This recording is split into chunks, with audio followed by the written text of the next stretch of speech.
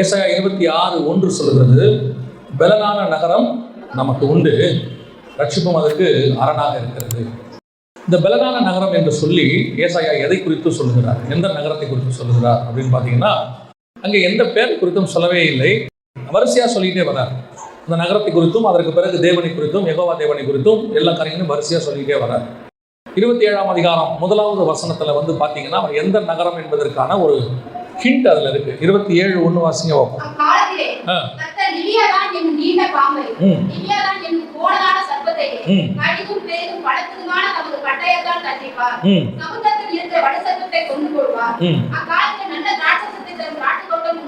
இது எதை பத்தி சொல்லப்பட்டிருக்கு அப்படின்னு பார்த்தீங்கன்னா, பிசாசினுடைய அழிவுக்கு பிறகு நடக்கிற சம்பவம். பிசாசு அழிக்கப்படுவது எங்கன்னு கேட்டீங்கன்னா 20ஆம் அதிகாரம் வெளிப்படுத்தின விசேஷத்துல தான் அழிக்கப்படும். அந்த காலத்தில் தான் பலனான நகரம் நமக்கு ஒரு உண்டு அப்படின்னு சொல்லி ஏசாயா 36 சொல்றாரு. பிசாசு அழிக்கப்பட்ட பிறகு இருக்கிற பலனான நகரம் எது அப்படின்னு பார்த்தீங்கன்னு சொன்னா 21ஆம் அதிகாரம் வெளிப்படுத்தின விசேஷத்துல புதிய எருசலேமை குறித்து சொல்லுகிறது, மணவாட்டி சபையை குறித்து சொல்லுது. மணவாட்டி சபையை தான் அங்கே புதிய எருசலேமை தான் அங்கே நகரமாக சொல்லப்படுகிறது.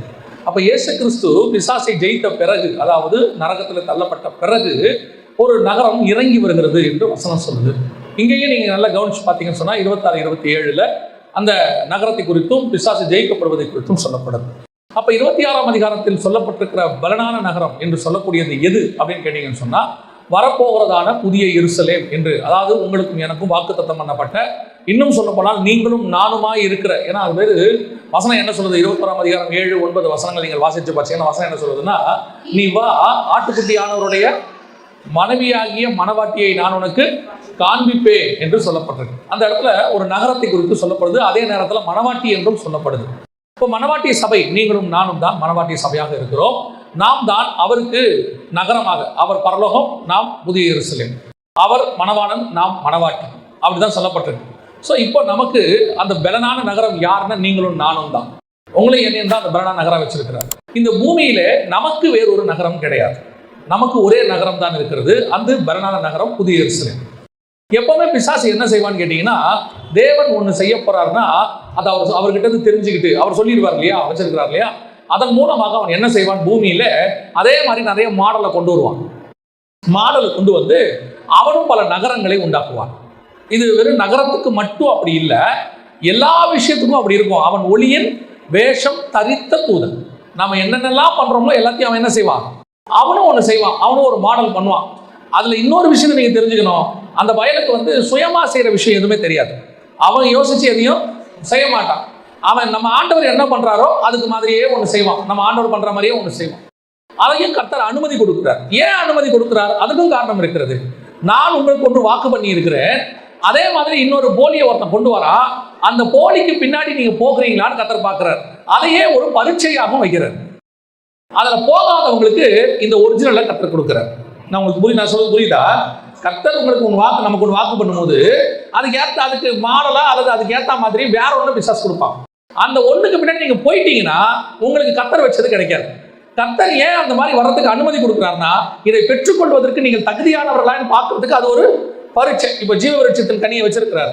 எங்க வச்சிருக்கிறாருன்னு பாத்தீங்கன்னா, ஆதியாகமத்தின் புஸ்தகம் 2ஆம் அதிகாரத்துல 9ஆம் வசனத்துல இருந்து நீங்கள் வாசிக்கும் பொழுது அது தோட்டத்தின் நடுவில் இருப்பதாக சொல்லப்படுகிறது. ஆனால் அதே நேரத்தில் இந்த ஜீவ விருட்சத்தை சாப்பிட்டால் நித்திய ஜீவன் கிடைக்கும். அதே நேரத்தில் இன்னொரு கனி இருக்கிறது, அதை சாப்பிட்டால் என்ன கிடைக்கும், மரணம் கிடைக்கும். நீங்கள் புசிக்கும் நாளிலே சாகவே சாவீர்கள்னு வசனம் சொல்லுது. ஆனா அந்த கனி எங்க இருக்குதுன்னு பாத்தீங்கன்னா, அதுவும் தோட்டத்துக்கு நடுவுல தான் இருக்குது. 3ஆம் அதிகாரம் 3ஆம் வசனம் ஆதியாகமத்தில் நீங்கள் வாசிக்கும் போது தோட்டத்திற்கு நடுவிலே அந்த கனி இருக்கிறது. அப்ப ரெண்டும் பக்கத்துல இருக்கும், ரெண்டும் அருகாமையில் இருக்கும். இந்த ரெண்டுல ஏன் இன்னொன்னு அங்க கொண்டு வந்து வைக்கிறதுக்கு கர்த்தர் அனுமதி கொடுக்கிறாருன்னா, இந்த ஒண்ணுதான் உங்களுக்கு பரீட்சை. இந்த பரீட்சையை நீங்கள் ஜெயிக்கும் போது இன்னொன்றை பெற்றுக்கொள்ள, அந்த ஆசீர்வாதத்தை பெற்றுக்கொள்ள கர்த்தர் உங்களுக்கு அனுமதி கொடுக்கிறார். சாரால் தான் தேவனுடைய திட்டம். ஆனா பக்கத்துல ஆகார் வந்து நிற்கும். ஆகாரை நீங்க தொடாம ஜெயிச்சிட்டீங்கன்னா சாரால் வழியாக கிடைக்கிற ஆசீர்வாதம் கிடைக்கும். புரியுதா? லேயால் தேவனுடைய திட்டம், பக்கத்துல ராகேல் இருக்கும். ராகேல பார்க்காம நீங்க லேயால பாத்தீங்கன்னா தேவனுடைய திட்டம் நிறைவேறும். எப்பவுமே கர்த்தர் நம்ம கொண்டு வச்சிருக்கும் போது இன்னொரு என்ன செய்வான், பிசாசு வெப்பம். அதை நீங்க தொடாம அதை தாண்டி போயிட்டீங்கன்னா அடுத்தது உள்ளதை கர்த்தர் உங்களுக்கு கொடுத்துருவார். இதுதான் ஆசீர்வாதத்துக்கான வழி. அப்ப இந்த இடத்துல புதிய எருசலேம் என்பது கர்த்தர் நமக்கு வாக்கு பண்ணி இருக்கிற நகரம், பலனான நகரம். அதே நேரத்தில் பிசாசு என்ன பண்றான்னு கேட்டீங்கன்னா அதுக்கேற்ற மாதிரி பூமியிலே பல நகரங்களை உண்டாக்குகிறார். பெரிய ஆச்சரியம் என்னன்னு கேட்டீங்கன்னா காயின் போய் முதலாவது ஒரு நகரத்தை உண்டாக்குகிறார். 4ஆம் அதிகாரம் ஆதியாகமத்தின் புஸ்தகத்துல அதை நாம் வாசிக்கிறோம். 17வது வசனத்தை வாசிக்க பார்ப்போம். 4:17. காயின் தன் மனைவியை அறிந்தான்.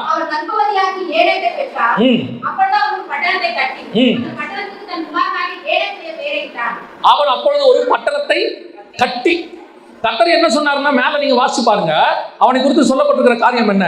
14வது வசனம், இன்று என்னை இந்த தேசத்திலிருந்து துரத்தி விடுகிறீர், நான் உமது சமூகத்துக்கு விலகி மறைந்து பூமியில் நிலையற்ற அலைகிறவனாய் இருப்பேன்.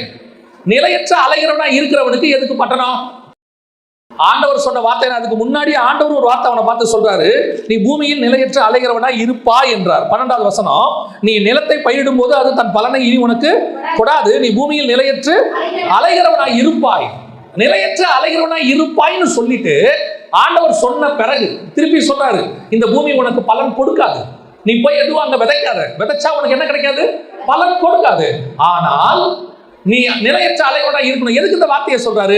நீ நிலையற்ற அலைவனா இருந்து அதுக்கப்புறம் ஒண்ணும் வரலன்னு தெரிஞ்ச உடனே திருப்பி நீ எங்க வரணும்? தேவன் கிட்டயே வரணும். அப்போ உனக்கு ஆண்டவர் என்ன பண்ணுவாரு? பழைய ஆசீர்வாதத்தை கொடுக்க வல்லமை உள்ளவராக இருக்கிறார். ஆனா இவன் என்ன பண்ணிட்டான் தெரியுமா?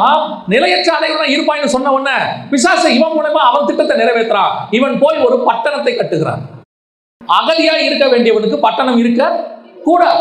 இன்னைக்கு ஆண்டவர் நமக்கு இந்த பூமியில எதுவும் இல்லைன்னு சொன்ன பிறகு, இந்த பூமி சொந்தம் இல்லைன்னு சொன்ன பிறகு, இந்த பூமியிலிருந்து நாம் எல்லாருமே ஒரு நாள் புறப்பட்டு போய் தேவனை சந்திக்க போகிறோம் என்று சொன்ன பிறகு, இந்த பூமியை சுதந்திரிக்க வேண்டும் என்கிற எண்ணம் இருக்குல்ல, நான் சொல்றதை நீங்க சரியா புரிஞ்சுப்பீங்கன்னு நான் நினைக்கிறேன். இந்த பூமியில நமக்கு என்ன தேவையோ அதை கர்த்தர் கொடுக்கிறார். ஆனால் நீங்களும் நானும் இந்த பூமியை பொறுத்த வரைக்கும் நிலையற்று அலைந்து திரிகிறவர்கள். நாம் அகதியாக இருக்கிறோம். ஒரு நாள் வரும், நமக்கு ஒரு பட்டணம் உண்டு, அது பலனான நகரம். அந்த நகரத்துக்கு தான் கர்த்தர் நம்மை கொண்டு போக போகிறார். நாம் இருக்கிற இந்த நகரம் இருக்கு பாருங்களேன், அதை நீங்க வந்துட்டு பட்டுக்கோட்டையா வச்சுக்கோங்க, தஞ்சாவூரா வச்சுக்கோங்க, தமிழ்நாடா வச்சுக்கோங்க, உலகத்துல இருக்கிற எந்த பட்டணமா வேணா வச்சுக்கோங்க. ஆனால் எந்த பட்டணமும் நிலையானது அல்ல. இது இங்க வாழ்றதுக்கு கர்த்தர் நமக்கு கொடுத்தது. இந்த பட்டணத்தை பொறுத்த வரைக்கும் நமக்கு, நான் சொல்றது இந்த பட்டணம் இதல்ல, இந்த பூமி, இதை பொறுத்த வரைக்கும் இதில் எதுவும் நிலை அல்ல. கர்த்தர் எதுக்கு இங்க கொடுத்திருக்கிறாரு? நீ அலைஞ்சு திரி. இஸ்ரவேல் ஜனங்களை தேவன் நினைச்சிருந்தாருன்னா ஒரு 2 நாள்ல ஒரே நாள்ல எங்க கொண்டு போயிருக்கலாம்? கானானுக்குள்ள கொண்டு போயிருக்கலாம். ஆனால் கானானுக்குள்ள கொண்டு போகிறதுக்கு முன்னாடியே வனாந்தரத்தை வச்சு பிரமாணத்தை கொடுக்குறாரு. ஆண்டவர் என்ன நினைச்சிருக்கலாம்? நீங்க போங்கப்பா, உங்க இடத்துக்கு போன பிறகு நான் என்ன செய்யறேன் கொடுக்கலாம். இல்லை, கர்த்தருடைய திட்டம் என்ன தெரியுமா? நீ எகிப்துல இருந்து கானானுக்கு போகிற இந்த பிரயாணம் இருக்குது இல்லையா, இதுதான் நீ வரப்போகிற நமக்கு ஒரு பாடமாக, பூமியில் நாம் அலைந்து திரிகிறவளா இருக்க போறோன்றதுக்கான பாடம். அவங்க 40 வருஷம் சுத்தினாங்க. அந்த 40 வருஷத்துல அவங்களுக்கு அங்க பிரமாணம் உண்டு, ஆசாரிப்பு கூடாரம் உண்டு, ஆசாரியன் உண்டு, எல்லாம் உண்டு. ஆனால் எதுவும் நிலையானது அல்ல. எதுவும் நிலையானது. ஏன்னா திருப்பி திருப்பி ஆண்டவர் ஒரு வார்த்தையை சொல்றாரு, மலையிலே நான் உனக்கு காண்பித்த மாதிரியின்படி. இது மாடல். இப்ப நீங்க பூமியில வச்சிருக்கிறது எல்லாமே மாடல். அதே மாதிரி பிசாசு ஒரு மாடலை உண்டாக்குறான். இப்ப பாருங்க, 4ஆம் அதிகாரம் நீங்க ஆதியாகமத்தின் புஸ்தகத்தை திருப்பி கொள்ளுங்க. இங்கேயும் ஒரு மாடலை பிசாசு உருவாக்குறான் பாருங்க. 4ஆம் அதிகாரம் 20 வாசிங்க. இப்போ பட்டணத்துக்குள்ள என்ன வந்துருச்சு? கூடாரம் வந்துருச்சு.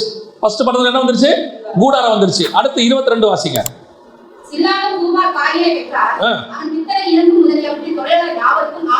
அடுத்து யார் வந்துட்டாங்க? ஆசாரியன் வந்துட்டான். அப்ப நல்லா கவனிச்சு கொள்ளுங்க. இப்ப பட்டணத்துல காயின் உண்டாக்கின பட்டணத்துல ஒரு கூடாரம் இருக்கு, காயின் உண்டாக்கின பட்டணத்துல ஒரு ஆசாரியன் இருக்கிறான். அடுத்து இன்னொரு வசனம் வாசிங்க, 21 வாசிங்க. அவன் சகோதரனுடைய பெயர் யூபால். அப்ப இங்க என்ன வந்துருச்சு? அடுத்து கிண்ணறம், நாதஸ்வரம், மியூசிக், பாட்டு, ஆராதனை வந்துருச்சு. இப்போ காயின் உண்டாக்குறதான கூடாரத்திற்குள்ள, ஒரு பட்டணத்துக்குள்ள ஒரு கூடாரம், அதுக்குள்ளே ஒரு ஆசாரியன், அதுக்குள்ளே ஒரு ஆராதனை, இவ்வளவு இருக்குது. நல்லா தெரிஞ்சுக்கொள்ளுங்க. எது நம்ம சாதாரணமா இதை பார்த்துட்டு போயிடுறோம். இதுக்கு பின்னாடி வேறு ஆழமான சத்தியங்களை கர்த்தர் வச்சிருக்கிறார். காயின் பட்டணம் என்பது சாதாரணமான விஷயமே இல்லை. இன்னை வரைக்கும் இருக்கிற எல்லாத்துக்கும் அதான் பேஸ். அப்ப காயினுடைய பட்டணத்துக்குள்ள ஒரு கூடாரம் இருக்கு, ஒரு ஆசாரியர் இருக்கிறார், ஒரு ஆராதனை இருக்கிறது. ஆனால் இது தேவன் உண்டாக்கினதான பட்டணமும் இல்லை, தேவன் சொன்ன கூடாரமும் இல்லை, தேவன் சொன்ன ஆராதனையும் இல்லை. இது ஒரு மாடல். இன்னைக்கு உலகத்தில் இருக்கக்கூடிய மேக்சிமம் பெரும்பான்மையானது காயினால் கட்டப்பட்டதான பட்டணங்கள். நான் சொல்லக்கூடியது பட்டணம்னா பட்டணம் இல்லை, இங்க இருக்கக்கூடிய முறைமைகள். இதுல இருக்கக்கூடிய இங்க ஒரு ஆராதனை இருக்குது, இங்க ஒரு கூடாரம் இருக்குது, இங்க ஒரு ஆசாரியன் இருக்கிறான். இவங்கெல்லாம் யார் தெரியுமா? தேவனை விட்டு உங்களை திருப்புகிறவர்கள், தேவன் சொல்லாம செய்யறவங்க. பெரிய விஷயம் என்னன்னு கேட்டீங்கன்னா, ஊழியத்துல இப்போ இந்த கடைசி காலத்துல இருக்கிற பெரிய பிரச்சனை என்னன்னா, ஊழியம் மட்டும் இல்லை, விசுவாசிக்கிட்டே அந்த ப்ராப்ளம் இருக்கு. வசனம் தெளிவா சொல்லுது, ஆரோனை கூட அழைக்கப்படாவிட்டால் இந்த கனமான ஊழியத்திற்கு ஒருவரும் தானாய் வருவதில்லை. ஆனால் இன்னைக்கு பிரச்சனை என்ன தெரியுமா? இன்னைக்கு ஊழியம் என்பது ஒரு காலகட்டத்தில் ஊழியம் என்பது ரொம்ப கஷ்டம். ஏன் அப்படின்னு கேட்டீங்கன்னா, ஒரு ஊழியக்காரர்கிட்ட உட்காந்து முதல்ல படிக்கணும், அவருடைய சபையில அடங்கி இருக்கணும், குறைஞ்சபட்சம் 10 வருஷமாவது இருக்கணும், 10-15 வருஷமாவது இருக்கணும். இருந்து அழைப்பை பெற்று அதற்கு பிறகு அந்த அழைப்பில் இருக்கக்கூடியதான அந்த அழைப்புக்கு தக்கதாக கொஞ்ச நாள் அசிஸ்டண்டா இருக்கணும். விசுவாசியா இருப்போம் கொஞ்ச நாள் 10 வருஷம், அப்புறம் அசிஸ்டன்ட் பாஸ்டராவோ இல்லை எவாஞ்சலிஸ்டாவானா அந்த ஊழியம் செய்யறவங்ககிட்ட கொஞ்ச நாள் இருக்கணும், அப்புறம் தான் ஊழியத்துக்கு வருவோம். இப்போ அப்படிலாம் இல்லவே இல்லை. கர்த்தர் சொல்லவே இல்லை பட்டணம் கட்டுன்னு, கூடாரம் கட்டுன்னு. இவன் போய் கூடாரம் கட்டிடுறான், இவன் ஒரு கூடாரத்தை போட்டுறான், சர்ச்சை போட்டுறான். முந்தி சர்ச்சை கட்டணும்னா ஒரு பாஸ்டர் கிட்ட இருக்கணும், அசிஸ்டண்டா இருக்கணும், அப்புறம் வந்துட்டு அந்த பாஸ்டர் கிட்ட வந்து அபிஷேகத்தை வாங்கி அவர் ஊழியத்துக்கு ஆர்டின் பண்ணி அனுப்பணும். இப்போ அப்படி இல்லை, இப்ப கூடாரத்தை போட்டுடுறாங்க. அடுத்து இவர் ஆசாரியன் ஆயிடுறாரு. இவர் யார் ஆசாரியன்? காயினுடைய ஆசாரியன். இவர் அலைந்து திரிகிற ஆசாரியன். இன்னைக்கு பாருங்க, கர்த்தரால் அபிஷேகம் பண்ணப்பட்டு சபை ஊழியத்தை கொண்டிருக்கிற ஊழியன் அலைந்து திரிகிறவனா இருக்கவே மாட்டான். சாம் சுந்தர் ஐயாவா இருக்கட்டும், ஒரு முறை சாம் சுந்தர் ஐயா வந்து ஒரு ஊழியத்துக்காக கேட்டாங்களாம், ஆஸ்திரேலியாவுக்கு வர சொல்றது. அவர் சொன்னாரா, தம்பி நான் ஊழியத்துக்கு வரேன், திங்கட்கிழமை வருவேன், சனிக்கிழமை காலையில் கொண்டு வந்து விட்டுறணும்னாராம். அவர் சொன்னாங்களா, ஐயா நடுவில் ஞாயிற்றுக்கிழமையே வரலையேன்னாங்களாம். அவர் சொன்னாரா, சனிக்கிழமை காத்திருப்பு கூட்டம், நான் என் சர்ச்சுக்கு வந்துடணும், ஞாயிற்றுக்கிழமை ஆராதனை நான் இருக்கணும், யார் பிரசங்கம் பண்ணாலும் ஆராதனையில் நான் இருக்கணும், ஏன் சபையை விட்டு நான் எங்கேயும் என்ன செய்ய மாட்டேன், போக மாட்டேன். இதுதான் உண்மையாய் ஆசாரியப்பு கூடாரம் நடத்துகிற ஆசாரியனுடைய வேலை. இதுதான் ஆரோனின் முறைமையின்படி அழைக்கப்பட்டவன். அவன் கூடாரத்தை விட்டு பிரியா. வசனம் சொல்லுது, யோசுவா என்கிற வாலிபனும் ஆசாரியப்பு கூடாரத்தை விட்டு, ஒரு விசுவாசியே கூடாரத்தில் உட்கார்ந்திருக்கான். விசுவாசி சொல்றான், சண்டே ஆராதனையை விட்டு நான் போக மாட்டேன் எங்கேயும், சண்டே ஆராதனைக்கு என் சர்ச்சில் நான் இருப்பேங்கிறா. இன்னைக்கு நிறைய காயினுடைய ஆசாரியர்கள் இருக்கிறாங்க, சபையை விட்டுட்டு அலைஞ்சு திரிகிற கூட்டம். நீ முதலில் கூடாரத்தை எங்கே போட்டு இருக்கிறாய்? தேவன் சொன்ன இடத்துல கூடாரம் இருக்குதா, இல்ல காயினுடைய பட்டணத்துக்குள்ள கூடாரம் இருக்குதா? காயின் கூடாரத்தில் இருக்கிறவர்கள் அலைந்து திரிகிற வேண்டிய இவர்கள் இன்னைக்கு கூடாரத்தை போட்டு விட்டு உட்கார்ந்து இருக்கிறார்கள். அவர்களுக்கு காயினுடைய கூடாரத்தில் இவர்கள் எல்லாம் என்னவாக இருக்கிறார்கள்? ஆசாரியனாக இருக்கிறார்கள். இந்த ஆசாரியனை கர்த்தர் ஒரு நாளும் அக்செப்ட் பண்ண மாட்டார். அப்படியே நீ இன்னொன்னு சொல்றேன், ஒருவேளை நீங்க கர்த்தருடைய அழைப்பு இல்லாம வந்து இந்த கூடாரத்துல கையை வச்சுட்டீங்கன்னு வச்சுக்கோங்க, இது ஹை வோல்டேஜ். இந்த ஊழியம் இருக்க சர்வசாதாரணமா நினைச்சிடக்கூடாது. ஏன் தெரியுமா? நீங்க உலகத்துல யாரை வேணாலும் எஜமானா வச்சுக்கலாம், யாரை வேணாலும் எஜமானா வச்சுக்கலாம். நீங்கள் எஜமான அவருக்காக இருக்கும்போது, உலகத்துல இருக்கும் போது இந்த ஆள் இல்லாட்டி இன்னொரு ஆளுன்னு போயிடலாம், இந்த வேலை இல்லாட்டி இன்னொரு வேலைன்னு போயிடலாம். ஆனா நீங்க எப்போ உங்களை அறியாமலேயே இயேசு கிறிஸ்து தான் எஜமான தேர்ந்தெடுத்து ஊழியத்துக்கு வந்துட்டீங்களோ, கையை வச்சீங்கன்னா திருப்பி எடுக்க விட மாட்டார். ஏன் தெரியுமா? தலைப்பையில கையை வச்சுட்டு என்ன செய்யக்கூடாது? திரும்பாது இருக்கணும். நீயா வந்து வச்சுட்ட, நான் உன்னை கூப்பிடல, ஆனா நீ என்ன செஞ்ச? ஐயோ நான் ஊழியம் பண்ற ஆண்டவரே வந்து வச்சுட்டேன், சந்தோஷம், வந்துட்டேன், ஓகே ரைட், எங்களுக்கும் அறுப்பு மிகுதி, ஆட்கள் குறைவு, நாங்களும் வச்சுட்டோம், ஓகே ரைட், வா. வச்ச கையை எடுக்கப்படாது. வந்துட்டல, இது ஹை வோல்டேஜ். இதுல வந்துவிட்டு இங்க வந்து உட்காந்துக்கிட்டு கொஞ்ச நாள் கழிச்சு இங்க இருந்து பின்னாடி போலாம், இன்னொரு இடத்துல போயிடலாம், அப்படியே அலைஞ்சு திரியலாம். கர்த்தர் பார்த்துக்கிட்டே இருப்பாரு. முன்னிலைமை பார்க்கலாம், உன் பின்னிலைமை ரொம்ப மோசமா போயிடும். அதான் ரொம்ப உண்மை. ரொம்ப கேர்ஃபுல்லா இருந்து கொள்ளுங்க. இன்னைக்கு கடைசி காலத்துல காயினுடைய கூடாரத்துக்குள் ஒரு ஆசாரியன் இருக்கிறார். இங்கே அதுதான் நடந்துகிட்டு இருக்குது. நிறைய விசுவாசிகளுக்கு சொல்றேன், உங்களை ஒரு சபையில கர்த்தர் வச்சாரா, ஒரு ஊழியக்காரன் கையில கொடுத்தாரா, கடைசி வரைக்கும் அந்த ஊழியக்காரன் கையில இருந்து விசுவாசியாகி இருந்து சீஷனாகி நீங்கள் ஒரு ஊழியக்காரனாய் வெளியே போயிடணும். அதுதான் கர்த்தர் உங்களை அழைச்ச அழைப்பு. நான் சொல்றது உங்களுக்கு புரியுதா? மேக்சிமம் அத்தனை பேருக்குமே என்னை பொறுத்த வரைக்கும் உங்களை கர்த்தர் அழைக்கும் போது வசனம் சொல்லுது, வெளிப்படுத்தல் 1:6 ராஜாக்களும் ஆசாரியருமாய் அழைத்திருக்கிறார். சோ அப்ப நீங்க வரும்போதே உங்க அழைப்புல என்ன இருக்குது? ஆசாரியத்துவம் இருக்கு. நீங்களும் ஊழியம் செய்யணும், எவாஞ்சலிஸ்ட் ஊழியமாவும் செய்யணும். சுவிசேஷம் உங்கள் மேல் விழுந்த, நீங்க யாரும் இங்க சும்மா உட்காந்துட்டு போறதுக்கு வரல. சிலருக்குலாம் என்ன தெரியுமில்ல, ஏதோ சண்டே சர்ச்சுக்கு வந்துட்டு போயிட்டோம்னா வேலை முடிஞ்சு. 6 நாள் வேலைக்கு போயிட்டோம், ஒரு நாள் சர்ச்சுக்கு வந்துட்டோம். ஏன்னா அவங்களுக்கு சர்ச்சுக்கு வந்துட்டு போறது வந்து மத கடமை, ரிலீஜியஸ் வேலை. ஞாயிற்றுக்கிழமை சர்ச்சுக்கு வந்துட்டு போனோம், யாரும் எங்க சொன்னாங்கன்னு தெரியல, ஞாயிற்றுக்கிழமை சர்ச்சுக்கு வந்தா பரலோகத்துக்கு போயிடலாம்னு நினைச்சுக்கிட்டு இருக்கிறாங்க. அதனால ஒரு நாள் வந்துட்டா பரலோகத்துக்கு போயிடலாம். இல்ல, நீங்கள் ஒரு நாள் வருவது நீங்கள் தேவனை ஆராதிப்பது. ஆனால் உங்க ஆசாரியத்துவத்துக்கான வேலை கொஞ்சம் செய்யணும். நீங்கள் அதை செய்யாதபடிக்கு அலைந்து திரிகிறவர்களாக காயினுடைய கூடாரத்தில் இருக்கிற ஆசாரியன்கிட்ட போயிட்டீங்கன்னா ரொம்ப கஷ்டம். இன்னொரு பெரிய விஷயம் பாருங்க, இந்த காயின் கட்டினதான அந்த பட்டணமும் காயின் கட்டினதான அந்த கூடாரமும் எங்க இருக்குது பாருங்களேன். அதான் இருக்கிறதே ரொம்ப பிரச்சனை. ஆதியாகமத்தின் புஸ்தகம் 4ஆம் அதிகாரம் 11வது வசனம் வாசிங்க.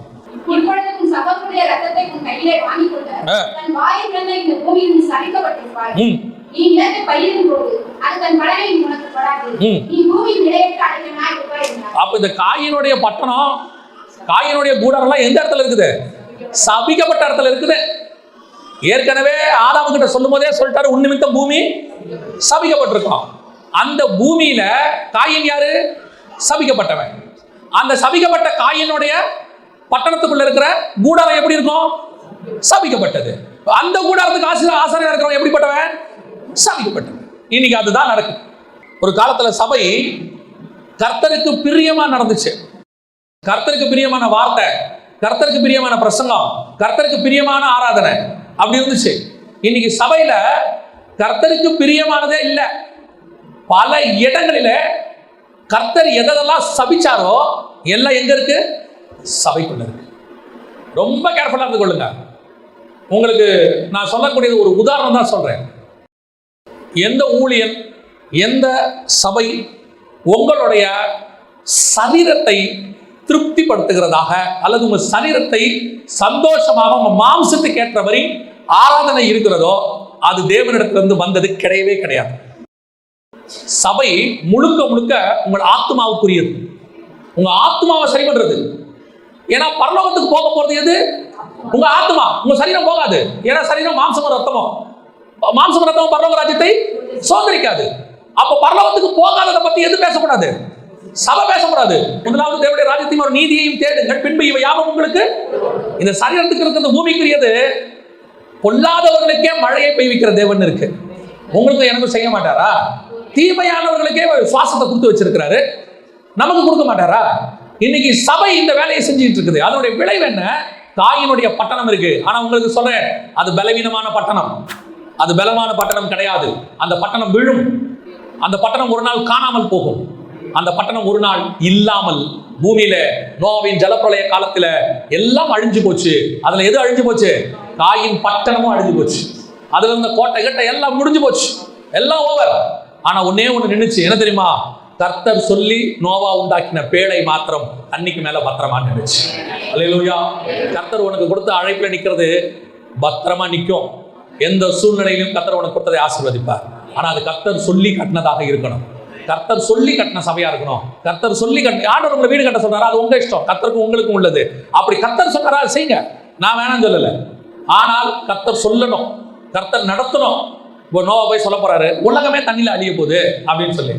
அப்ப 4 பேர் கேள்வி கேட்பா, ஏன் நோவா உலகம் அழிய போது, சரி நீ ஏன் பேடை கட்டுற? நீ எதுக்கு கோட்டை கட்டுற? உனக்கு எதுக்கு இது இந்த வேலை? அதான் உலகம் அழிய போது இல்ல, போட் இல்லாம ஆண்டவர் உன்னை காப்பாற்ற மாட்டாரா? சில நேரத்தில் கர்த்தருக்கு விரோதமா பேசுறவங்க இப்படியும் பேசுவாங்க.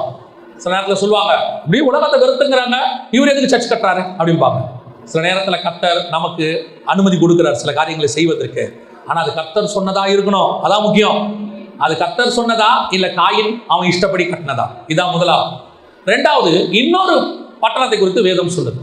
வாசிங்க, கலாத்தியர்கள் நிருபம் 4ஆம் அதிகாரம் 24 முதல் 26 வரை வாசிங்க. இவைகள் ஞான அர்த்தம் உள்ளவைகள்.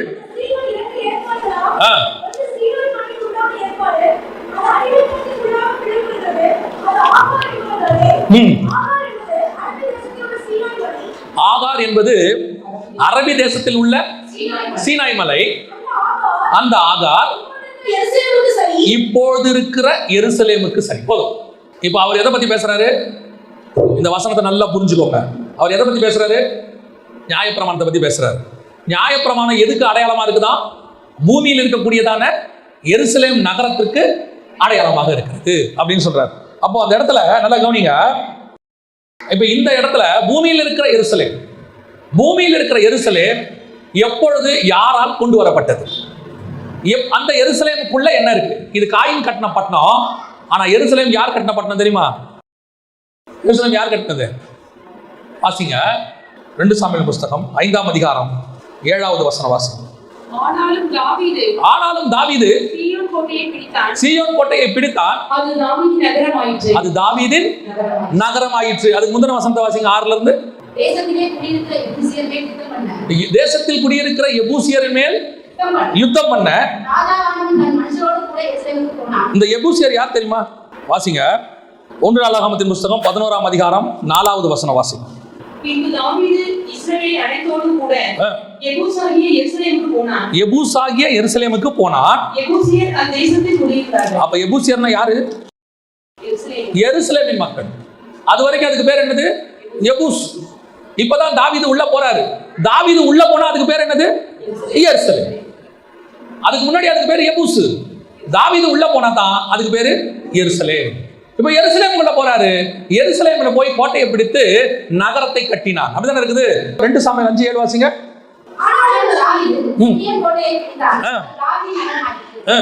அடுத்த வசனமும்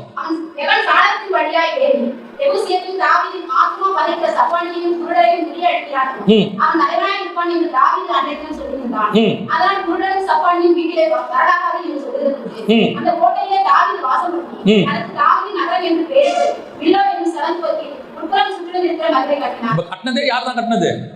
தாவீது தான் கட்டுறாரு. அது உள்ள ஒரு கோட்டையை உண்டாக்கி அது உள்ள போய் நகரத்தை கட்டி, அது அழகா வசனம் சொல்லுது, தாவீதின் நகரம் என்று அதற்கு பேரிட்டு. இப்பதான் காயினுடைய நகரம், இது தாவீதின் நகரம். தாவீதின் நகரத்துக்கு பேரு, அதோடைய அர்த்தம் எருசலேம். அது எதுக்கு அடையாளமாக இருக்குதுன்னா, கலாத்தியர் சொல்லுது அது நியாயப்பிரமாணத்துக்கு அடையாளமாக இருக்கிறது. இப்ப தாவீதின் நகரத்துக்குள்ளேயும் என்ன இருக்குது? இப்ப நல்லா கவனிச்சு கொள்ளுங்க. தாவீது நகரத்துக்குள்ள என்ன இருக்குது? ஒரு கூடாரம் இருக்குது. வாசிங்க 2 சாமுவேல் புஸ்தகம் 6ஆம் அதிகாரம் 17வது வசனம் வாசிங்க. தாவீது போட்ட கூடாரத்துக்குள். அப்ப அங்கே என்ன இருக்கு? ஒரு கூடாரம் இருக்கு. அங்கேயும் ஒரு கூடாரம் இருக்கு. இப்போ காயின் போட்ட கூடாரம் சாபத்தின் இடத்துல போடப்பட்டது. காயின் போட்ட கூடாரம் தேவன் அலைந்து திரிகிறவனா இருப்பாய் என்று சொன்ன இடத்துல போடப்பட்டது, சபிக்கப்பட்ட இடத்துல போடப்பட்டது. ஆனால் தாவீது போட்ட கூடாரம் இருக்குது, அது சமாதானத்தின் நகரத்தில் போடப்பட்ட கூடாரம். அது கர்த்தர் சொல்லி போட்ட கூடாரம். அந்த இடத்துல வந்து கூடாரத்தை போடுறான். 2வது வாசிங்க 12வது வசனத்தை வாசிங்க. தேவனுடைய பெட்டியை நிறுத்தார். கர்த்தர் ஓபேத்-ஏதோமின் வீட்டை அவன் உண்டான எல்லாவற்றையும் ஆசீர்வதித்தார் என்று தாவீது ராஜாவுக்கு அறிவிக்கப்பட்டது. அப்பொழுது தாவீது தேவனுடைய பெட்டியை ஓபேத்-ஏதோமின் வீட்டிற்கு தாவீதின் நகரத்திற்கு. அப்ப கூடாரத்துக்குள்ள அடுத்து என்ன வருது? உடன்படிக்கை பெட்டி வருது. உடன்படிக்கை வருது. 2வதாச்சா காயினுடைய கூடாரத்து பட்டணத்துக்குள்ள கூடாரம் இருந்துச்சு, ஆனா உடன்படிக்கை கிடையாது, பெட்டி கிடையாது. அங்கே சாபம் தான் இருந்துச்சு. ஆனா இங்கே தாவீதின் நகரத்துல கூடாரமும் இருக்கிறது, உடன்படிக்கையும் இருக்கு. இதான் நமக்கு, அதுதான் சொல்றேன், சபை கூடாரம் கர்த்தர் உடன்படிக்கை பண்ண இடமா இருக்குதா? கர்த்தர் சொல்லி ஆரம்பிச்சதா? நான் எப்பவும் சொல்றேன், தேவ சித்தத்தோட ஆரம்பிப்பது என்பது வேறு, தேவன் அனுமதியோட ஆரம்பிப்பது என்பது வேறு. தேவ சித்தமும் இல்லை, அனுமதியும் இல்லை, தேவனுக்கு விரோதமா கட்டுறது என்பது வேறு. நான் சொல்றது புரியுதா? பூமியில இப்போ ஆசாரிப்பு கூடாரம் தேவ சித்தம், கர்த்தர் சொல்லி மோசே கிட்ட சொல்லி போட்டாங்க. ஆனா தேவ ஆலயம் இருக்குல்ல, தாவீது கட்டின ஆலயம் இருக்குல்ல, தாவீது சொல்லி சாலமோன் கட்டினாரு, அது தேவ சித்தம் இல்ல, தேவ அனுமதி. ஏன்னா தாவீது போய் கேட்கிறாரு, ஆண்டவரே நான் செய்யட்டுமா கேட்கிறாரு. அப்ப இவர் சொல்றாரு, வேண்டாம், நான் உன்னை சொன்னேனா, யாருக்கிட்டையாவது கேட்டேனா அப்படின்னு சொல்லிட்டு சரி தாவீது கேட்டான். இதுல ஒரு பெரிய ஆச்சரியம் என்ன தெரியுமா? எனக்கு ரொம்ப இந்த காரியங்கள்லாம் படிக்கும் போது ஒரு காரியம் ரொம்ப ரொம்ப பயமாவே இருக்குது. என்னன்னு கேட்டீங்கன்னா, தாவீது நாத்தான் கூப்பிட்டு கேட்கிறாப்ல, இந்த மாதிரி நான் வீட்டில் குடியிருக்கிறேன், ஆனா தேவன் எங்க இருக்கிறாரு? கூடாரத்தில் இருக்கிறாரு. அதுக்கு அந்த தீர்க்கதரிசி என்ன சொன்னாங்க பதில்? 2வது வசனத்துல 7:2 ராஜா தீர்க்கதரிசியாகிய நாத்தானை நோக்கி, பாரும் கேதுரு மரங்களால் செய்யப்பட்ட வீட்டிலே நான் வாசம் பண்ணும்போது தேவனுடைய பெட்டி வாசமாய் இருக்கிறது என்றான். அப்போது நாத்தான் ராஜாவை நோக்கி, நீர் போய் உங்களுடைய இருதயத்தில் உள்ளபடியெல்லாம் கர்த்தர் உம்மோடு கூட. கர்த்தர் சித்தம் அது. ஆலயங்கிறது கர்த்தர் சித்தமா? திருப்பி வந்து கர்த்தர் கேட்கிறாரு, நான் உன்னை கேட்டனா? ஆனா தீர்க்கதரிசி என்ன சொன்னா? உங்க இதயத்தின்படி எல்லாம் செய்யுங்க. கர்த்தர் இப்படி கொஞ்சம் தீர்க்கதரிசி நம்ம கூட இருப்பான். சில ஊழியக்காரன் கூட இப்படி இருப்பான். சில நேரங்களில் சில ஊழியக்காரனை கீழே தள்ளுறதே யாருன்னா கூட இருக்கிற இன்னும் கொஞ்சம் ஊழியக்காரன். தைரியமா செய்யுங்க, பார்த்துக்கலாம், இறங்கலாம். ஆமா, ஆண்டவர் நாளைக்கு ஏதாவது சொல்லும்போது இவனே வந்து சொல்லுவான், அந்த ஆட்டை எடுத்தது நீர் தானே. இவனே எதிராக வந்து நிற்பான் பல நேரங்களில். அதனால தான் நான் எப்போ சொல்வேன், அது ஊழியக்காரன் சொல்றானா தீர்க்கதரிசி சொல்றானா அதெல்லாம் முக்கியம் இல்லை, கர்த்தர் சொல்றாரா அதான் முக்கியம். நிறைய பேர் வந்து கேட்பாங்க, பாஸ்டர் நான் மினிஸ்ட்ரிக்கு வரலான்னு இருக்கிறேன், நீங்கள் ஜோம் பண்ணி சொல்லுங்க. நான் மாட்டேன். நீயே ஜோம் பண்ணி கர்த்தர் என்ன சொல்றான்னு கேட்டுக்க. ஆண்டவர் சொன்னதை வந்து சொல்லு, ஆனால் அதுக்கு வேணா ஜோம் பண்றேன். ஏன் தெரியுமா? நீ ஆண்டவர்கிட்ட அந்த தேவ சித்தத்தை வாங்கிட்டு வந்தா மட்டும்தான் முடிவு பரியந்தம் உங்களால ஓட முடியும். இப்ப தாவீது ஆலயம் கட்டணும்னு சொன்ன உடனே நாத்தான் என்ன சொல்லிட்டாரு, ஐயா நீங்க செய்யுங்க, கர்த்தர் உங்க கூட இருக்கிறார், நீங்க என்ன செஞ்சாலும் ஓகே அப்படின்ட்டாரு. கர்த்தர் வந்து கேட்கிறாரு, நான் உன்னை கேட்டேன், நான் ஆலயம் கட்டணும்னு சொன்னேனா அப்படிங்கிற. அப்போ தாவீதின் நகரத்துக்குள்ள தேவனுடைய அனுமதி தான் அது ஆலயம். தாவீது நகரத்துல தேவ அனுமதி தான் ஆலயமே ஒழிய தேவ சித்தம் இல்ல. இப்ப தேவ அனுமதி ஆலயம், தேவ சித்தம் கூடாரம். ஆனா தேவனுக்கு சித்தமே இல்லாம கட்டினது என்னன்னு கேட்டா பாபேல் கோபுரம். கர்த்தர் நிறுத்தி போட்டார், கோபுரத்தை நிறுத்திட்டார். அந்த நகரம் கட்டுறதை கர்த்தர் என்ன பண்ணிட்டாரு, அவர்கள் நகரம் கட்டுவதை விட்டு விட்டார்கள். ஆதியாகமம் 11:8 என்ன சொல்லுது, நகரம் கட்டுவதை விட்டு விட்டார்கள். ஒரு நகரம் கர்த்தர் அனுமதி இல்லாமல் கட்டப்படுவது, ஒரு நகரம் தேவ சித்தத்தோட கட்டப்படுவது. அந்த கட்டப்பட்ட சித்தத்துக்குள் இருக்கிற கூடாரத்துக்கு தான் நீங்க போனோம். கர்த்தர் அனுமதி பெற்ற கர்த்தரால் நடத்தப்படுகிற ஆலயத்துக்குள்ளதான் விசுவாசி இருக்கணும். இன்னைக்கு அலைந்து திரிகிற கூடாரத்துக்கு நீங்க நிறைய விசுவாசி போய் மாட்டிக்குது. அங்க போய் விசுவாசி உட்காந்துக்குது. காயனுடைய கூடாரத்துக்குள்ள இருக்கிற ஆசாரியன் போய் மாட்டிக்குது. இங்க பாருங்க, தாவீது நகரத்தையும் கட்டுறான், அடுத்து என்ன கட்டுறான், கூடாரத்தை. அது யார் போட்ட கூடாரம்? வசனம் என்ன அழகா சொல்லுது பாருங்க, 2 சாமுவேல் 6:17. கர்த்தருடைய பெட்டியை உள்ளே கொண்டு வந்து அதுக்கு தாவீது போட்ட கூடாரம். நகரத்தை கட்டினவனே என்ன போடுறான், கூடாரத்தையும் போடுறான். உங்களை உண்டாக்கினவரே உங்களுக்கு ஒரு கூடாரத்தை, ஆலயத்தை உண்டாக்கி இருக்கிறார். கடைசியாக வாசிங்க, அதுல ஒரு ஆசாரியன் வராம பாருங்க, அதான் ரொம்ப ஆச்சரியம். 6ஆம் அதிகாரம் 14ஆம் வசனம். தாவீது சணல் நூல் ஏபோத்தை தரித்துக் கொண்டு சணல் நூல் ஏபோத்து யார் தரிக்கணும்? ஆசாரியன் தரிக்கணும். ஆனா இங்க யார் தரிச்சிருக்கிறது? தாவீது தரிச்சிருக்கிறார். தாவீது யார்? அப்போ தாவீது ராஜா. ஆனா ட்ரெஸ் என்ன ட்ரெஸ்? ஆசாரிய ட்ரெஸ். இதோட அர்த்தம் என்ன தெரியுமா? அவர் ராஜாவாகவும் இருக்கிறார், ஆசாரியனும் இருக்கிறார். ஏன் தாவீது அங்க நடந்து வந்தான் தெரியுமா? இதே ரோட்ல தான் 1000 வருஷம் கழிச்சு இதே ரோட்ல தான் ஆசாரியனும் ராஜாவுமாக கழுதையின் மேல இயேசு எருசலேம் கொண்டு வந்தார். Same place. இவன் முன்னடையாளமாய் ஒரு கூடாரத்தை உண்டாக்குகிறான், முன்னடையாளமாய் ஒரு ஆசாரியத்துவத்தை உண்டாக்குகிறான், முன்னடையாளமாய் உடன்படிக்கையை உள்ளே கொண்டு வருகிறான். இது எது? இயேசு இப்ப வரார் கழுதை மேல. எங்க வராரு? எருசலேம் கொண்டு வராரு. இயேசு ராஜவஸ்திரம் தரிச்சிருந்தாரா? இல்ல, பலியாக போறார். இப்ப பிரதான ஆசாரியனாய் உள்ளே நுழைகிறார். ஒரே தரம் மகா பிரதான ஆசாரியர் நமக்கு உண்டு. அப்ப ஆசாரியர் உள்ளே நுழைகிறாரு. ஆனா கூப்பிடுறவன் என்ன சொல்லி கூப்பிட்டா? அவரை அத்தனை பேர் என்ன சொல்லி கூப்பிட்டா? யூதருக்கு ராஜாவே வாங்க. இப்ப இவர் வராரு ஆசாரிய ட்ரெஸ் போட்டுக்கிட்டு. ஆனா மீகா என்ன சொன்னாங்க? இஸ்ரவேலின் ராஜா. இப்ப புரியுதா? சேம் சீன், ஒரே சம்பவம். 1000 வருஷத்துக்கு முன்னாடி, 1000 வருஷத்துக்கு பின்னாடி. இப்போ இவர் கூடாரத்துக்குள்ள நுழையிறார். ஆனா கொண்டு வரது என்ன தெரியுமா? உடன்படிக்கை பெட்டி. இப்ப இயேசு வராரு. அவர் எதுக்கு தெரியுமா உள்ள வராரு எருசலேமுக்குள்ள? அன்னைக்கு நைட்டு கொண்டு வந்து சொல்றாரு, இதை வாங்கி புசியுங்கள், இதை வாங்கி பருகுங்கள், இது உங்களுக்காக சிந்தப்படுகிற என்னுடைய ரத்தமாய் இருக்கிறது, புதிய உடன்படிக்கை இருக்கிறது. அங்க உடன்படிக்கை பெட்டி வருது, இங்கேயும் உடன்படிக்கை பெட்டி உள்ளே வருது. இந்த கூடாரத்துக்குள்ளதான் நீங்களும் நானும் இருக்கணும். இப்ப புரியுதா? நீங்க நானும் எந்த நகரத்துல இருக்கணும்? இந்த மாதிரி ஒரு நகரம். காயின் நகரத்துக்குள்ள இருக்கிறோம். இன்னைக்கு நிறைய சர்ச் காயின் நகரத்துக்குள்ள இருக்குது. அலைந்து திரிகிற சர்ச், சபிக்கப்பட்ட இடத்துல இருக்கிற சர்ச். ஆசாரியன் யாரு? இரும்பு பித்தளைக்கு ஆசாரியன். ஆசாரியப்பு கூடாரத்துல இரும்பும் கிடையாது, பித்தளையும் கிடையாது. தெரியுமா உங்களுக்கு? ஆசாரியப்பு கூடாரத்துல பொன்னும் வெள்ளியும் வெண்கலம் தான். இன்னைக்கு இரும்பு பித்தளைக்கு ஆசாரியன் இருக்கிறான். ஆனால் நீங்களும் நானும் பொன்னுக்கும் வெண்கலத்துக்கும் ஆசாரியர்கிட்ட இருக்கிறோம். இதுக்கு பின்னாடி ஆவிக்குரிய சத்தம் இருக்கு. அந்த பொன் என்பது பரிசுத்தாவின் அபிஷேகத்தை குறிக்கிறதான காரியம். அவர் சொல்லுவாரு, பசும் பொன்னினால் மூடு, பசும் பொன்னினாலே உடன்படிக்கை, அந்த மண்ணா வைக்கப்பட்ட பொற்பாத்திரம் செய்யணும். இதெல்லாம் என்ன அர்த்தம்ன்றீங்க? ஒவ்வொன்றத்துக்கு பின்னாடியும் ஒரு அர்த்தம் இருக்கு, ஆவிக்குரிய அர்த்தம் இருக்கு.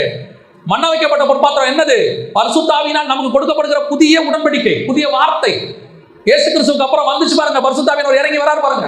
அதுக்கான அடையாளம் அதுதான் இயேசு சொன்னார், ஜெயம் கொடுக்கிறவன் எவனோ அவனுக்கு மறைவான மன்னாவை கொடுப்பேன். சோ உங்களுக்கு எனக்கு கர்த்தர் அபிரிதமான ஆசீர்வாதத்தை வச்சிருக்கிறார். நீங்க தயவு செய்து காயினுடைய கூடாரத்துல போய் மாட்டிக்காதீங்க. நான் இப்போ உங்களுக்கு சொல்றேன், இந்த காயின் கூடாரத்துல கிண்ணறம், நாதஸ்வரம் எல்லாம் இப்போ பயங்கர உச்சத்துல இருக்குது. ஆட்டம் பாட்டம் பயங்கரமா இருக்குது. ரொம்ப கேர்ஃபுல்லா இருந்து கொள்ளுங்க. சபிக்கப்பட்டவர்கள் இவர்கள் ஒரு சந்ததியை நாசமாக்கி கொண்டிருக்கிறார்கள். உங்க பிள்ளைகளையும் சொல்றேன், ஆவிக்குரிய சத்தியத்தில் இருக்கிற சபைக்குள்ள மட்டும் வச்சிருங்க. சத்தியம் பேசுற இடத்துல பிள்ளை வரட்டும். உங்க பிள்ளை ஒன்றும் பெரிய ஃபேண்டசியா மாடர்னா இருக்கணும்னு அவசியம் இல்ல, தேவனுக்குள்ள இருந்தா போதும். உங்க பிள்ளைக்கு இருக்கிற மாடர்ன், உங்க பிள்ளைக்கு இருக்கக்கூடியதான இந்த ஆட்டம் பாட்டம்லாம் ஒரு வயசுக்கு அப்புறம் போயிடும். ஆனா இது எதுவும் பரலோகத்துக்கு வராது. ஆனா உன் பிள்ளைக்குள்ள போடுற வசனம் உன் பிள்ளையுடைய ஆத்மாவை கொண்டு போய் பரலோகத்துல சேர்த்துரும். வாலிபன் எதனால் தான் வழியை சுத்தம் பண்ணுவான் தெரியுமா? ஆட்டத்தினால் அல்ல, பாட்டத்தினால் அல்ல, விசில் அடிக்கிறதுனால அல்ல, கூக்குரலினால் அல்ல. வாலிபன் எதனால் தன் வாழ்க்கையை சுத்தம் பண்ணுவான்? எதனால? கர்த்தருடைய வசனத்தின்படி தன்னை காத்துக் கொள்ளுகிறதுனால. உங்க பிள்ளைக்கு வசனத்தை கொடுங்க. பெற்றோருக்கு, இன்னைக்கு பெற்றோருக்கு அப்படி இருக்கிறாங்க. இந்த மாதிரி ஃபேண்டசியா இருக்கிற, அப்படியே ஜாலியா இருக்கிற, ஆடுகிற பாடுகிற சபைக்கு போறதுன்னா பெற்றோருக்கு இஷ்டம். என்ன அம்மா அப்பாவும் சேர்ந்து ஆடுது. சபை என்பது எங்கெங்கெல்லாம் பைபிள்ல ஆடுறாங்களோ அங்கங்கெல்லாம் பிரச்சனை வரும். எங்கெங்கெல்லாம் ஆடுறாங்களோ அங்கங்கெல்லாம் பிரச்சனை வரும், கண்டிப்பா வரும். அது மிரியாம் ஆடினதாக இருக்கட்டும், அது இஸ்ரவேல் ஜனங்கள் புசித்து குடித்து விளையாட எழுந்திருச்சுக்கிறதா இருக்கட்டும், அல்லது தாவீது ஆடின இடமா இருக்கட்டும், எங்க வேணாலும் இருக்கட்டும், ஆடுற இடத்துல எல்லாம் பிரச்சனை வரும். உங்களுக்கும் சொல்றேன், உங்களுடைய கூடாரம் எந்த கூடாரம்னு பாருங்க, உங்க ஆசாரியன் யாருன்னு பாருங்க, உங்களுடைய உடன்படிக்கை பெட்டி அங்க இருக்கான்னு பாருங்க. அதான் ரொம்ப முக்கியம். நான் சொல்றது வெறும் கம்யூனியன் மட்டும் இல்ல, நான் சொல்ற உடன்படிக்கை வேறு. தாவீது கொண்டதான் பாருங்க ஒரு உடன்படிக்கை. இயேசு எருசலேமுக்குள்ள வரும்போது உடன்படிக்கை வந்துச்சு பாருங்க. அந்த மாதிரி சபை மனவாட்டி தேவனோடு கூட உடன்படிக்கை பண்ண மனவாட்டியா இருக்கணும். அந்த சபையில தான் நீங்கள் நான் இருக்கணும். ஏதோ உலகத்தோடு கூட தொடர்புடைய காயினுடைய கூடாரத்துக்குள்ள இருந்தீங்க, ஒரு நாள் உங்களுடைய கூடாரம் ஒளிஞ்சு போகும். கடைசியாய் அதே வசனத்துல கலாத்தியர்ல இன்னொரு நகரத்தை பத்தி சொல்லி முடிக்கிறார் பாருங்க. நம்ம முடிப்போம், வாசிங்க. கலாத்தியர்கள் நிருபம் 4ஆம் அதிகாரம் 25வது வசனத்தை வாசிங்க. ஆகான் என்பது அரபு தேசத்தில் உள்ள சீனாய் மலை. அந்த ஆகான் இப்பொழுது இருக்கிற எருசலேமுக்கு சரி. இவள் தன் பிள்ளைகளோட கூட அடிமைப்பட்டிருக்கிறாளே. மேலான எருசலேமோ சுயாதீனம் உள்ளவள். அப்ப இரண்டாவது வரப்போற நகரத்தை பத்தி தான் அவர் பேசுறார். இந்த நியாயப்பிரமாணம் தாவீது வந்தது மாடல். திருப்பியும் சொல்றேன், ஆசாரிப்பு கூடாரம் மாடல், தாவீது வந்தது மாடல். இதோடைய ஒரிஜினல் ஒன்று இருக்குது. அந்த ஒரிஜினல் யார் தெரியுமா? இயேசு கிறிஸ்து தான் அந்த ஒரிஜினல் ஆசாரியன். அவரோடு கூட சேர்ந்து ஒரு கூடாரம் ஒன்று வரப்போகுது, ஒரு நகரம் ஒன்று வரப்போகுது. ஃபர்ஸ்ட் அது எந்த நகரம்? வாசிங்க. வெளிப்படுத்தின விசேஷம் 21ஆம் அதிகாரம் 10வது வசனம் வாசிங்க. பெரிய உயரமான ஒரு பர்வதத்தின் மேல் என்னை ஆவியில் கொண்டு போய் தேவனுடைய மகிமையை அடைந்த எருசலேமாகிய பரிசுத்த நகரம் பரலோகத்தை விட்டு தேவனிடத்திலிருந்து இறங்கி வருகிறதை எனக்கு காண்பித்தார். இதுதான் ஏசாயா சொன்ன பலமான நகரம். நீங்களும் நானும் தான் அந்த நகரம். நீங்களும் நானும் தான் மனவாட்டியாய் மாறி கிறிஸ்துவோடு கூட இறங்கி வரப்போகிறோம். இப்போ புரியுதா? காயினுடைய கூடாரம் ஒன்று இருக்கு, காயினுடைய நகரம் இருக்கு, அது அழிகிறது. அது உள்ள இருக்கிற கூடாரம் அழியும், அது உள்ள இருக்கிற ஆசாரியன் அழிவான், அது உள்ள இருக்கிற ஆராதனைகள் அழியும். ஏன்னா அது சபிக்கப்பட்டது. அதே நேரத்தில் தாவீதின் நகரத்தில் ஒரு கூடாரம் இருக்கு, தாவீதின் நகரத்தில் ஒரு உடன்படிக்கை பெட்டி இருக்கு. தாவீதின் நகரத்தை கட்டினவரே அதுக்கு ஆசாரியனாகவும் இருக்கிறான். அது மாடல். ஒரிஜினல் என்ன தெரியுமா? நீங்களும் நானும் தான் அந்த நகரம். கர்த்தர் நமக்காக ஒரு நகரத்தை, வாசஸ்தலத்தை ஆயத்தம் பண்ண போயிருக்கிறார். நீங்களும் நானும் அந்த நகரமாக இருக்கிறோம். ஆனா இது உள்ள எந்த கூடாரமும் இல்லை, இது உள்ள எந்த கூடாரமும் இல்லை, ஆலயமும் இல்லை. அது உள்ள வசனம் சொல்லுது, வெளிப்படுத்தின விசேஷம் 21-22. தேவாலயத்தை நான் காணவில்லை, சர்வ வல்லமையுள்ள தேவனாகிய கர்த்தரும் ஆட்டுக்குட்டியானவருமே அதற்கு ஆலயம். அப்ப நல்ல தெளிவா தெரியுது, இது உள்ள என்ன கிடையாது, இது உள்ள என்ன கிடையாது, ஆலயம் கிடையாது. ஆண்டவரே நமக்கு என்னவா இருக்க போறாரு? ஆலயம்னா நீங்க என்ன நினைக்கிறீங்க? கொஞ்சம் இதையும் புரிஞ்சுக்கோங்க. ஆலயம்னா சாலமோன் கட்டின தேவாலயம் அதுல ஆலயம். உண்மையிலே ஆலயம் எது தெரியுமா? கூடாரம் தான் ஆலயம். வாசிங்க வெளிப்படுத்தின விசேஷம் 15:5 வாசிங்க. இவைகளுக்கு பின்பு பரலோகத்திலே சாட்சியின் கூடாரமாகிய ஆலயம் திறக்கப்பட்டது. அப்ப பரலோகத்துல ஆலயம் என்று சொல்லப்படுவது எதை சொல்லப்படுது? சாட்சியின் கூடாரம். அந்த கூடாரம் தான் தாவீது போட்ட கூடாரம், அதுதான் மோசே போட்ட கூடாரம். இந்த கூடாரம் இப்ப இல்ல, அந்த கூடாரம் பரலோகத்துல காணப்படுது. அதான் ஒரிஜினல், அதனுடைய மாடல் தான் மோசே காமிச்சாரு, மாதிரியின் படி அப்படின்னு சொல்றது. இப்போ தேவன் உண்டாக்குற நகரத்துல என்ன கிடையாது? ஆலயம் கிடையாது. அர்த்தம் என்ன? இயேசுவே கூடாரமாக இருக்கிறார், அவரே ஆசாரியனாய் இருக்கிறார், அவரே உடன்படிக்கையாய் இருக்கிறார், அவரே எல்லாமாய் இருக்கிறார். அல்லேலூயா.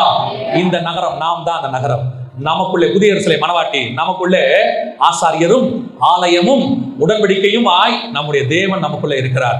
இந்த கூடாரம் இருக்கிற, இந்த ஆசாரியர் இருக்கிற, இந்த உடன்படிக்கை பெட்டி இருக்கிற இந்த நகரம் தான் பலமுள்ள நகரம். அல்லேலூயா. நீங்களும் நானும் தான் அந்த பலமுள்ள நகரம். இப்போ காயின்குள்ள இருந்தது தேவனுக்கு விரோதமானது, அழிஞ்சிருச்சு. தாவீது கிட்ட இருந்தது மாடல், அதுவும் காணாம போயிடும். ஒரிஜினல் நீங்களும் நானும். தாவீது நகரத்தை கட்டினார், இயேசு நம்மை கட்டி கொண்டிருக்கிறார். தாவீது உள்ளே கூடாரத்தை போட்டார், இயேசு நமக்குள் கூடாரம், அவர்தான் ஆலயமாய் இருக்கிறார். தாவீது உள்ளே உடன்படிக்கையை கொண்டு வந்தான், இயேசு நமக்குள்ளே உடன்படிக்கையை ஏற்படுத்தி இருக்கிறார். நாமே அந்த நகரமாக இருக்கிறோம். நம்மை பார்த்து தான் பைபிள் சொல்லுது பலமான நகரம் என்று சொல்லுது. அப்ப நீங்கள் நானும் எப்படிப்பட்டவங்களா இருக்கணும் பாருங்க, இல்லையா? அந்த மணவாளனுக்கு மணவாட்டி. தாவீது கட்டின நகரம் தேவன் உண்டாக்கின நகரம். தாவீது கட்டின நகரத்துக்கே இவ்வளவு வைராக்கியம். இன்னைக்கு வரைக்கும் எருசலேம் எப்படி இருக்கு? உலகத்துல பயங்கர போராட்டம், விட்டு கொடுக்க மாட்டேங்கிற ஆண்டவர். இன்னைக்கும் எருசலேமுக்கு சண்டை நடக்குது, ஒரு இன்ச்சு கூட தர மாட்டேங்கிற ஆண்டவர். எருசலேம் சகரியா புத்தகத்துல சொல்றாரு 12ல, எருசலேமை கிளப்புகிற யாவரும் நாசமடைவார். எருசலேமுக்காக கர்த்தர் வைராக்கியம் கொள்றாரு.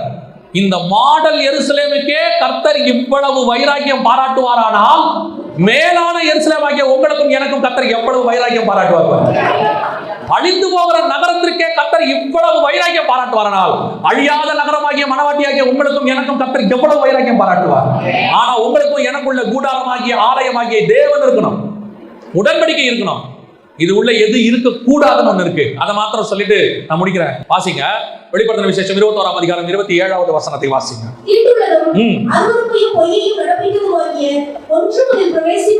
அப்ப இந்த கூடாரம் உள்ளுக்குள்ள ஆலயமே இல்ல. யார் இருக்கிறா? ஆண்டவர் இருக்கிறார். ஆட்டுக்குட்டியானவரே ஆலயம். இந்த கூடாரத்துக்குள்ள உடன்படிக்கை பெட்டி இல்ல, இயேசுவே இருக்கிறார் உடன்படிக்கை பெட்டியா. அப்ப இந்த நகரமாகிய நீங்களும் நானும் புதிய எருசலேம் மனவாட்டிக்குள்ள கர்த்தர் எதிர்பார்க்கிறது என்னவா? தீட்டுள்ளதும், தீட்டுனா என்ன தெரியுமா? தமிழ்ல அப்படி இருக்குது, இங்கிலீஷ்ல எப்படின்னா அன்கிளீன், அசுத்தமானது.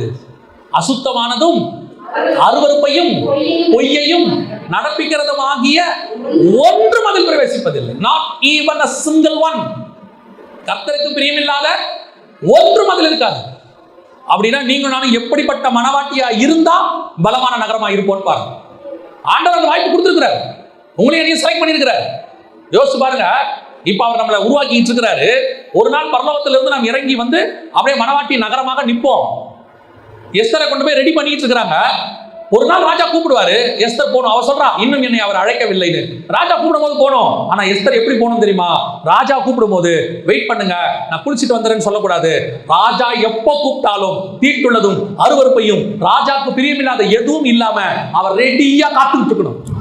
அதான் வசனம் சொல்லுது, கல்யாணம் வஸ்திரம் தரித்தவளாய். எப்போ கூப்பிட்டாலும், இப்ப பாருங்க, ராஜா கூப்பிடுறாரு, கூப்பிடவே இல்லை. ஆனா எஸ்தர் போறா. எப்படி போறா தெரியுமா? வசனம் சொல்லுது, ராஜ வஸ்திரம் தரித்தவளாய். So you must be ready. தீட்டுள்ளதும் அருவருப்பையும் அப்பப்போ கிளீன் பண்ணிட்டே இருக்கணும். வரும், மாம்சத்தில் இருக்கிற வரைக்கும் சில போராட்டம் வரும். கண்களின் இச்சை, ஜீவனத்தின் பெருமை, மாம்சத்தின் இச்சை வரும். அதை தள்ளி விடணும். வருமா தள்ளி விடணும். சில பலகீனங்கள் வீழ மாதிரி வரும், தள்ளி விட்டுட்டு ஓடிடணும். ஏன் தெரியுமா? இந்த பலகீனம் 10 நிமிஷம், அரை மணி நேரம், ஒரு ராத்திரி. ஆனால் கர்த்தர் நமக்கு வச்சிருக்கிற ஆசீர்வாதமோ நித்தியம். இந்த அற்ப சந்தோஷத்துக்காக நித்தியத்தை இழக்க முடியாது பாருங்க. நீ பலமுள்ள நகரம், உன் பலகீனம் காயின்ல இருக்கும், உன் பலகீனம் உனக்குள்ள இருக்கக்கூடாது. காயின் நகரத்துக்குள்ள பலகீனமான கூடாரம் இருக்கும், மோசமான ஆசாரியன் இருப்பான், கர்த்தர் அருவருக்கிற ஆராதனை இருக்கும், அது சபிக்கப்பட்டிருக்கும். தாவீதின் நகரமாகிய அதற்குள்ள கர்த்தர் சொன்ன ஒரு கூடாரம் இருக்கும், கர்த்தர் சொன்ன உடன்படிக்கை இருக்கும், கர்த்தர் சொன்னதான காரியங்கள் அங்கே நடக்கும். ஆனால் அதோடைய ஒரிஜினல் நீங்களும் நான். அப்ப நாம ஆயத்தமா இருக்கிறோமா? தீட்டுள்ளதும் அருவருப்பையும் பொய்யும் நடப்பிக்கிறதும் ஆகிய ஒன்றும் நமக்குள்ள இல்லையா? நம்ம ஆராய்ந்து பண்ணி பார்ப்போமா? இவ்வளவு ஆசீர்வாதம் இருக்குது. பலமுள்ள நகரமா இறங்கி வர போறோம். ஆட்டுக்குட்டியானவரே ஆலயமா இருக்க போறாரு. அவரே நமக்கு உடன்படிக்கை இருக்க போறாரு. இன்னும் வசனம் சொல்லுது, நகரத்திற்கு வெளிச்சம் கொடுக்க சூரியனும் சந்திரனும் அதற்கு வேண்டுவதில்லை, ஆட்டுக்குட்டியானவரே அதற்கு விளக்கு. கூடாரத்துக்குள்ள என்ன இருந்துச்சு? 7 கிளை உள்ள பொன் குத்து விளக்கு இருந்துச்சு. இப்ப அந்த விளக்கு அங்க இல்ல. அந்த விளக்குக்கு பதிலா இயேசுவே விளக்கா இருக்கிறார். ஆட்டுக்குட்டியானவரே நமக்கு பிரகாசம். அப்படின்னா உங்களுக்கு எனக்கு எவ்வளவு பெரிய ஆசீர்வாதம். உங்களுக்கு ஆண்டவர் நல்ல கூடாரத்தை கொடுத்திருக்கிறார். இப்போ அந்த கூடாரத்துக்குள் தங்கி இருங்க. காயின் கூடாரத்துக்கு போயிடாதீங்க. நீங்களும் நானும் பலமுள்ள நகரமாய் மாறப் போகிறோம். அல்லேலூயா.